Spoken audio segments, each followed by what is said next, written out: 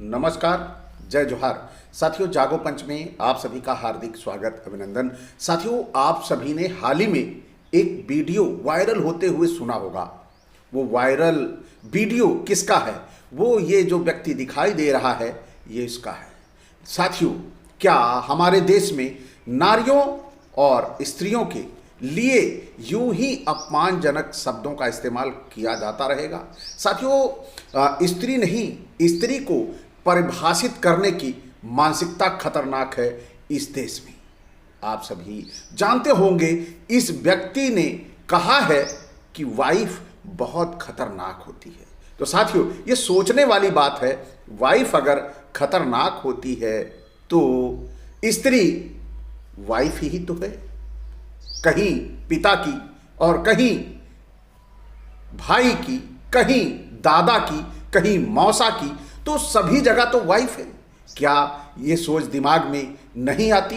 साथियों, ये कहाँ से आए? ये मनवादी समाज में स्त्री को समझने की कोशिश हमेशा रिश्तों की भूमिकाओं के भीतर ही हुई है, लेकिन व्यक्तिगत भूमिकाओं की ही तुलना की गई है।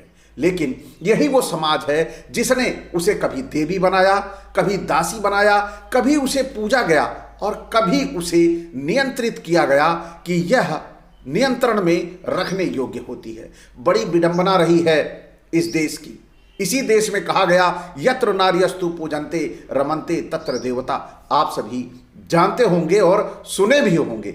बेचारी वह नारी जिसको कहा गया, यत्र नार्यस्तु पूजन्ते रमन्ते तत्र देवता, जहां नारियों की पूजा होती है वहीं देवता निवास करते हैं। लेकिन वह बेचारी स्त्री तो मानी गई, लेकिन कभी भी उसे इंसान का दर्जा आज तक नहीं मिल पाया। जो जिसका दिल जो होता है वो आकर सुना के चला जाता है, इसी बोंगे बाबा की तरह।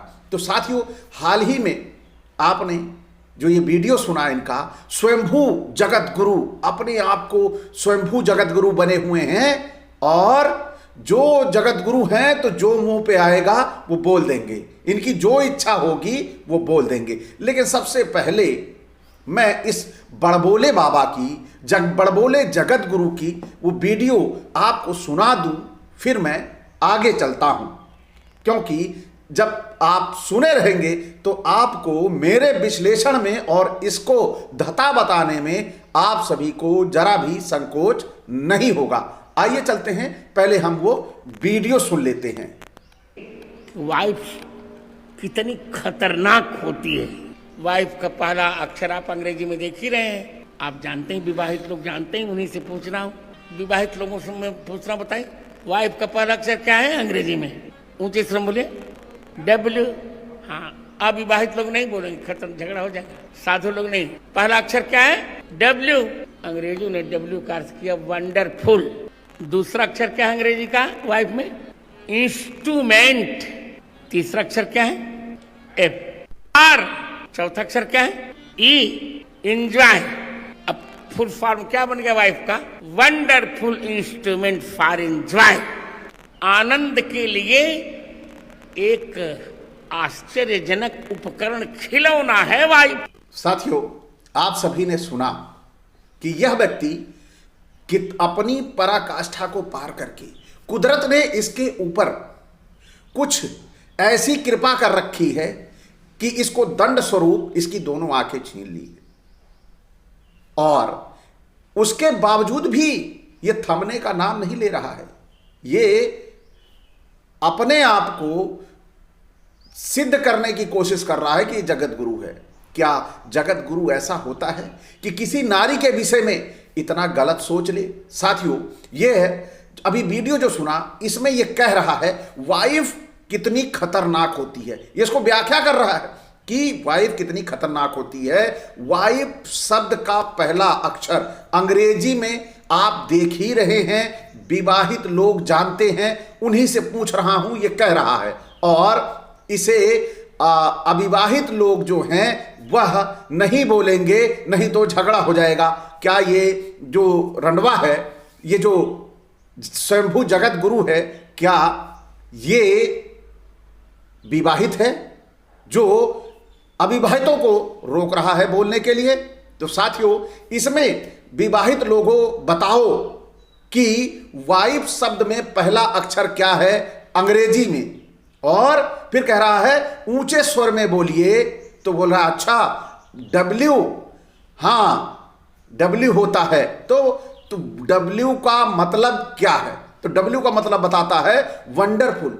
दूसरा अक्षर क्या है? फिर बताता है आई। आई का मतलब क्या है? आई का मतलब है इंस्ट्रूमेंट यानी उपकरण। तीसरा अक्षर फिर पूछता है क्या है? फिर बोले एफ। एफ माने फॉर। और चौथा जो अक्षर है ई। ई माने इंजॉय। तो इसका फुल फॉर्म क्या बन गया? ऐसे कर लेगा, ऐसे करेगा स्टाइल से, क्या बन गया हिंदी में? फिर इसका मतलब जो बनता है, सबसे पहले पूरा इसका शब्द सुनिए, वंडरफुल इंस्ट्रूमेंट फॉर इंजॉय। यानी हिंदी में इसका मतलब बनता है कि आनंद के लिए एक आश्चर्यजनक उपकरण यानी खिलौना। साथियों, अब यहां पर हम बात करेंगे इनके व्याख्या की। क्या यहां पर यह व्याख्या करेंगे कि राम की पत्नी राम के लिए क्या इंस्ट्रूमेंट थी, खिलौना थी? क्या शिव की पत्नी शिव के लिए इंस्ट्रूमेंट थी, खिलौना थी? क्या देवी दुर्गा इंस्ट्रूमेंट थी, खिलौना थी? क्या संतोषी माता जिसकी पत्नी थी उसके लिए वो खिलौना थी? तो इसी तरह बहुत से देवी देवता हमारे समाज में हैं, क्या वो अपने पतियों के लिए इंस्ट्रूमेंट थी? इसने जो व्याख्या की है ये अपनी, जैसे इसको आंखों से दिखाई नहीं देता वैसे ही इसको डर लगता है दिमाग से भी दिखाई नहीं देता।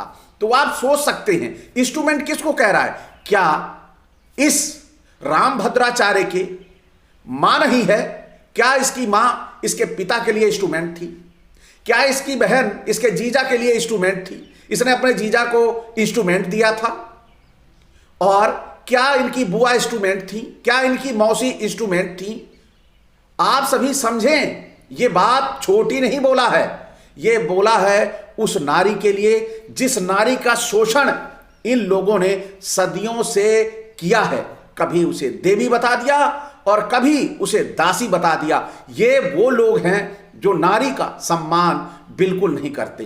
तो साथियों, इसने जो व्याख्या की है यह व्याख्या पहली नजर में हास्यास्पद और मनोरंजन पूर्ण लग सकती है, लेकिन असल में यह एक ऐसा दृष्टिकोण है जो स्त्री को एक मनोरंजन पैकेज, एक उपयोग की वस्तु बना देता है, क्योंकि यह पुरुषों की संरचना में केंद्रित कर देता है कि पुरुष के दिमाग में स्त्री के लिए एक ही सोच आए कि वह उसे मनोरंजन के लिए समझे, उसे खिलौने की तरह समझे। ये इतनी निकृष्ट सोच इसके दिमाग में आई कैसे? और इसकी परिभाषा में यह संकेत निकलता है कि स्त्री का उद्देश्य पुरुष का एंजॉय करना ही है, यानी पुरुषों को एंजॉय करना ही है स्त्री से, केवल इसकी इतनी सोच है। ये एक बहुत अच्छा थिंकर बनता है, ये जगत गुरु बनता है, और ये जगत गुरु स्त्री के विषय में क्या सोचता है।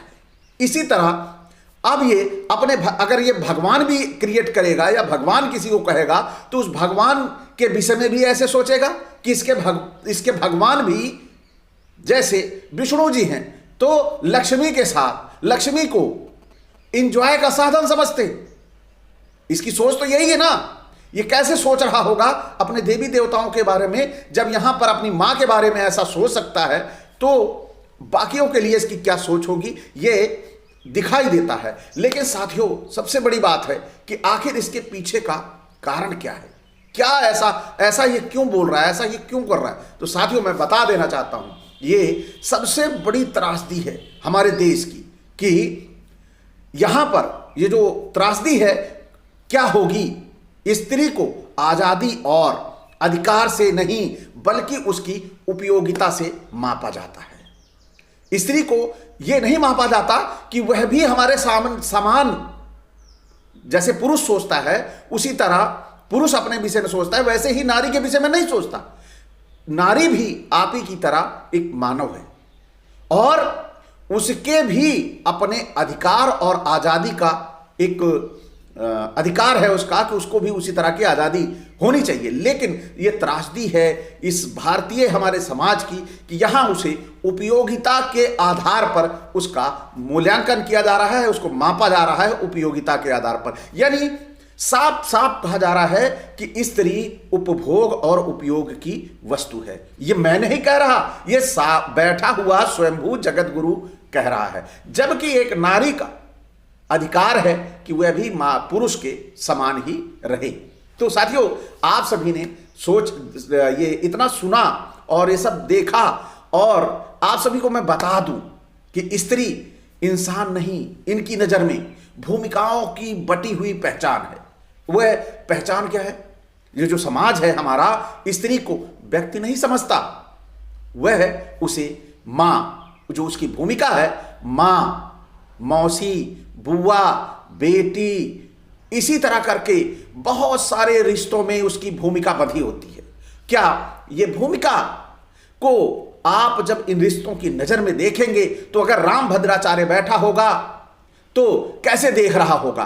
बेटी, यानी फिलहाल ये तो अविवाहित है, तो बेटी, इसके लिए अगर इसकी बेटी होती तो बेटी की जब ये शादी कर रहा होता तब ये क्या कर रहा होता? इंस्ट्रूमेंट दे रहा होता अपने दामाद को कि ले जाओ ये उपकरण खेलो।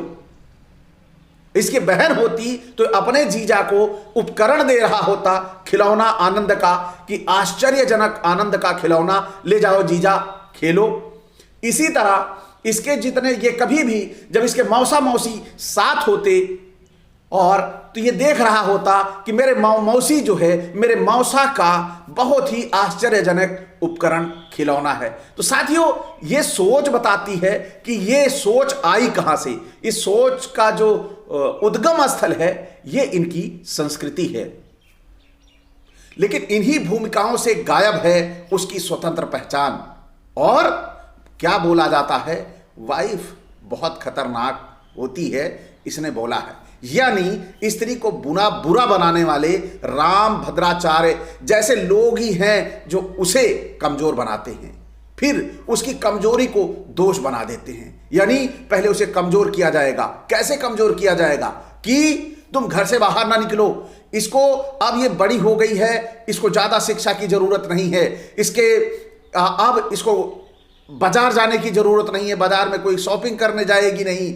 इसी तरह करके उसके सारे के सारे शिक्षा देने से रोक देते हैं, उसको आर्थिक स्वतंत्रता से रोक देते हैं, उसको संपत्ति का अधिकार छीन लेते हैं, उसको निर्णय लेने की शक्ति छीन लेते हैं और उसको इतना कमजोर बना देते हैं। और फिर जब वो प्रतिरोध करती है तो उसे खतरनाक बना देते हैं कि ये खतरनाक है, और खुद मनमाना रवैया अपना के कहीं भी घूमे, कहीं भी जाए, कुछ भी खर्चे, कैसे भी पढ़े, कैसे भी लिखे। लेकिन अगर वो जो उसके लिए ये सब रोकते हैं तो यहीं से उत्पन्न होता है इनकी मानसिकता और इनका जो अपना संस्कार है। साथियों, असल में डर जो है ये नहीं है कि स्त्री जो है, असल में डर स्त्री का नहीं है, इनको डर है उसके जागरूक होने का। डर है इनको कि वो सवाल पूछने का, कि वो सवाल पूछेगी तो हम जवाब क्या देंगे। इसलिए उसको इतना दबा दो, इतना कुचल दो कि वो बेचारी अपने आप उसी को अपना अधिकार समझने लगे कि मुझे हुक्म मानना है, जो हुक्म मेरे आका, यानी स्त्री अधिकार न मांगे। ये इनकी सोच है। फिर ऐसे ही दुष्टों ने स्त्री को देवी और दासी बनाने का खेल खेला होगा, यह तय है। क्योंकि आप सभी समझ सकते हैं कि स्त्री के साथ एक चतुर सामाजिक छल हुआ है।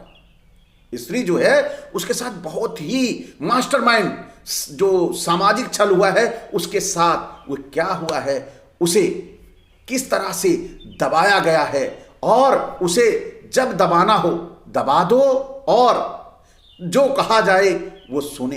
यानी आप समझ सकते हैं, उसे कहा जाता है यह तुम्हारा धर्म है, यानी पत्नी का धर्म है, यह तुम्हारा बहन का धर्म है, यह मां का धर्म है, यही तुम्हारी मर्यादा है, यही तुम्हारी जिम्मेदारी है। और इसी तरह कर कर करके उसे खामोश कर दिया जाता है और तब कहा जाता है स्त्री देवी है, स्त्री शक्ति है। बेचारी को सुप्रीम बनाकर बोलने का अधिकार छीन लेते हैं, यानी देवी भी बनाया, उसका अधिकार भी छीना, यानी तुम बोलोगे नहीं। एक तरफ कह रहे हैं देवी है और फिर आगे इन्होंने ही, यही वो लोग हैं जिन्होंने दासी बनाया ताकि वह सेवा करे। दासी बनकर इंसानियत और अधिकार उसके खत्म कर दिए गए। साथियों, यह खेल सदियों से चला आ रहा है, जो आपको समझना है और हमारी समाज की, हमारी बहन बेटियों, माँ और पत्नी को समझना है। तो यहां पर बहुत सारी चीजें आती हैं कि वाइफ ही नहीं होती, वो स्त्री भी होती है। वाइफ से पहले वो स्त्री है और स्त्री हम सभी की जन्मदाता है, हम सभी का। ये रामभद्राचार्य भी साक्षात ऐसे ही नहीं प्रकट हुआ। हो सकता है यह आंखों से सूर पैदा हुआ तो इसे अपनी मां से नफरत हो गई हो, इसलिए यह नारियों के लिए ऐसे शब्दों का इस्तेमाल कर रहा हो। वास्तव में कभी इसने यह भी नहीं सोचा कि W का मतलब बुद्धिमता भी होती है ना। और इसका आगे का वो वोमेन का मतलब भी पूरा इसको बताना चाहिए था। W का मतलब विजडम है, बुद्धिमता, और O का मतलब ओनरशिप ऑफ सेल्फ यानी स्वायत्ता, और M का मतलब माइंड ऑफ हर ओन यानी स्वतंत्र सोच, A अथॉरिटी अधिकार, यानी N फॉर नेशन मेकर राष्ट्र निर्माता, यानी कि ये राष्ट्र निर्माता है, हम सबकी निर्माता है तो समझो राष्ट्र निर्माता है। हम जितने लोग पैदा हुए हैं नारियों से, सारे के सारे आज हम इतनी बातें बढ़ बढ़ के बोल रहे हैं, ये रामभद्राचार्य जैसे लोग भी बोल रहे हैं। तो ये सोचने वाली बात है कि हम सबको बनाने वाली, जहां से हम सब उत्पन्न हो रहे हैं, अपने उत्पन्न स्थल को, उद्गम स्थल को हम इतनी गिरी हुई सोच और परिपाटी से देख रहे हैं। यह केवल एक विकृत मानसिकता का पागल ढोंगी व्यक्ति ही कर सकता है। तो साथियों, आप सभी को समझ में यहां तक आ गया होगा कि जगत गुरु, ये जो ढोंगी जगत गुरु है, वह अगर इसको बैठा दिया जाए, एक तरफ से सारे भगवानों को उनकी पति पत्नी के साथ बैठा दिया जाए, तो निश्चित तौर पर यह कहेगा कि शंकर जी की पत्नी पार्वती शंकर जी के लिए इंस्ट्रूमेंट हैं, आश्चर्यजनक खिलौना है। विष्णु जी के लिए लक्ष्मी एक इंस्ट्रूमेंट है, वह आश्चर्यजनक खिलौना है एंजॉय करने के लिए। फिर इसी तरह ब्रह्मा जी को बैठा दिया जाए तो उनकी पत्नी सरस्वती को कहेगा कि वो एंजॉय के लिए आश्चर्यजनक खिलौना है। तो साथियों, आप सभी समझ सकते हैं कि यह व्यक्ति कितनी निकृष्ट सोच का है, और ऐसे ढोंगी पाखंडी बाबाओं ने हमारे समाज की मर्यादा को तार तार किया है और समाज में नारी की इज्जत को गिराने का काम किया है, जबकि वही नारी हम सब की निर्माता है। तो इतना तो सोच लेना चाहिए कि नारी के खिलाफ व्यक्तिगत नारी कोई गलत हो सकती है, लेकिन सभी नारियों को इस तरह की भाषा प्रयोग करना, यह रामभद्राचार्य के लिए शर्मनाक है। यह समाज विरोधी व्यक्ति है, यह राष्ट्र विरोधी व्यक्ति है, क्योंकि हमारी राष्ट्र निर्माता हमारी माएँ ही हैं कि अगर हम ना होते तो हम ये राष्ट्र की बातें ना कर रहे होते। तो साथियों, आप सभी को ये जो आज मैंने चर्चा की, रामभद्राचार्य की आलोचना की, आपको कैसा लगा? अच्छा लगा हो तो लाइक करें। साथ ही जो साथी यहां तक देखते हैं वे चैनल को सब्सक्राइब करना ना भूलें। साथ ही बेल आइकन की घंटी दबा लें, जिससे हमारे वीडियो का नोटिफिकेशन आपको मिल जाए कि जागो पंच ऐसे ढोंगियों की पोल खोलने के लिए नया वीडियो लेकर आ गया है। इसी के साथ आपसे विदा, नमस्कार, जय जोहार।